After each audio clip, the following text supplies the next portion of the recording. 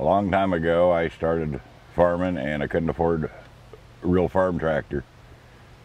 And you could go to auctions and buy all these things for like $25 for a whole pickup load. Take them home, refurbish them, and they do an amazing amount of work.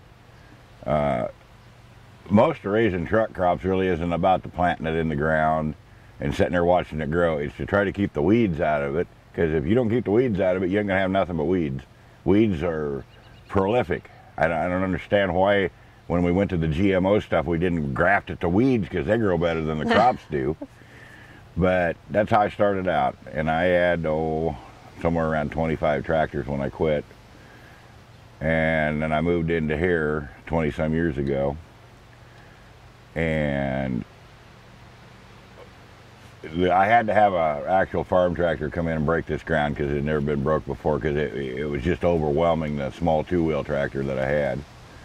And once I got the ground broke up and worked, and this has been continuously worked until this spring, I had a rototiller come in, a big rototiller.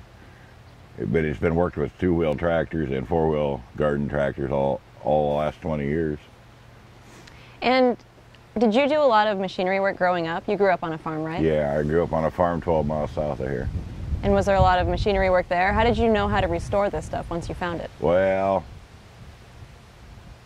a lot of it is just dumb luck. These things are so simple that almost anybody ought to be able to figure them out. They're not complicated. They have no computers in them. Basically, you just have two wheels and an engine and a belt that connects them. And you just figure out by trial and error a lot of times. And then years later, the internet came about, and that opened it up to places where people had brought in old manuals and put them on the internet, and it actually showed you all the parts and pieces and the breakdowns of how things worked. And that really stepped a garden tractor collecting up, probably around, I'd say, 93, 94. People were out there searching for years with no information and just had to stumble upon the answers. Well, all of a sudden we got 100 collectors from all over the world, all got together and could exchange information through the Yahoo groups. And we were on Yahoo groups for years until it got to be a poor service and we couldn't really work with it anymore. And currently we're pretty much, most of us are been resurrected on Facebook pages. Mm-hmm. And that's kind of how we all started and kept it going. And do you find the community's changed since the internet's come on, or is there a different market for these tractors now?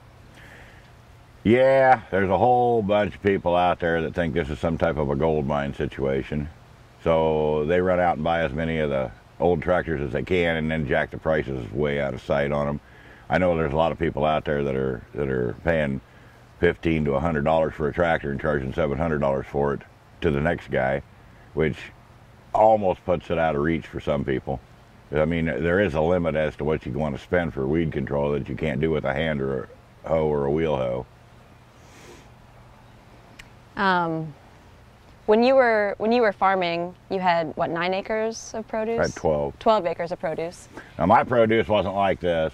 This is your typical everyday large garden.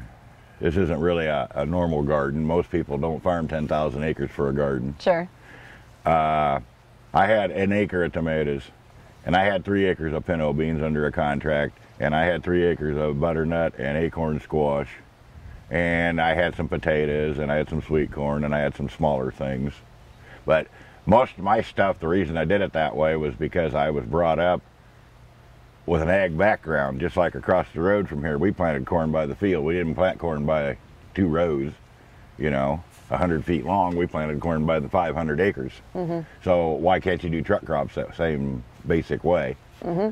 I started out the very first year with an acre of tomatoes and no market.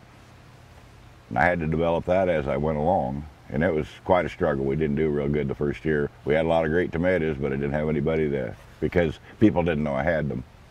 That's the first thing a person needs to learn is don't just run out and plant something thinking people are going to flock to you. You need to go out and find the people. How old were you when you started truck farming? 27. Okay. I'm not 27 anymore.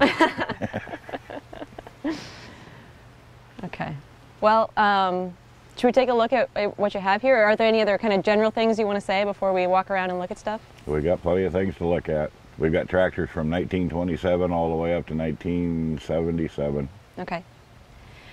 Are there things that you're pulled out that you're sort of most excited to show us? Oh, they're all exciting. Okay. Otherwise, they wouldn't be here. Okay.